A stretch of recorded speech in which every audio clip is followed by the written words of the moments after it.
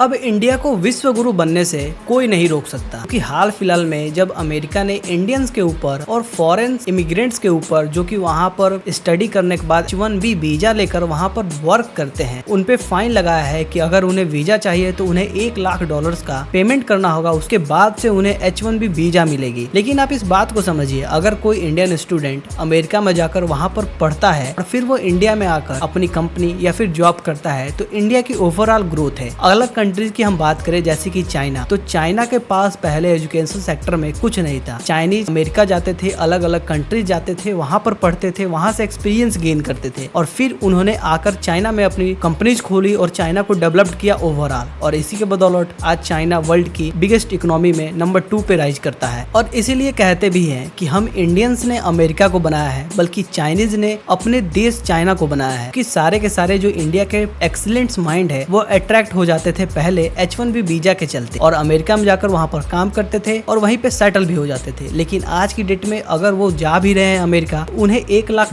पे करने होंगे अगर वहाँ पर जॉब करनी है। और जो भी अमेरिकन कंपनीज है वो इंडियन वर्कर्स को बहुत ही कम पैसे देती है एज कम्पेयर टू वहाँ के नेटिव जो वर्कर। तो ये इंडिया के लिए एक गोल्डन चांस भी हो सकता है और एक इंडिया के लिए डेंजर भी हो सकता है, क्योंकि जो इंडिया के NRI बाहर से जो इंडिया में पैसा भेजते थे उसमें बहुत ही ज्यादा गिरावट हो सकती है और जो इंडियन माइंड्स है उनके जो सपने थे कि अमेरिका में जाकर हम काम करेंगे, वहाँ पे सेटल होंगे, पे रोक लग सकती है। वैसे आप क्या सोचते हैं कमेंट करें और इस चैनल को सब्सक्राइब जरूर करें।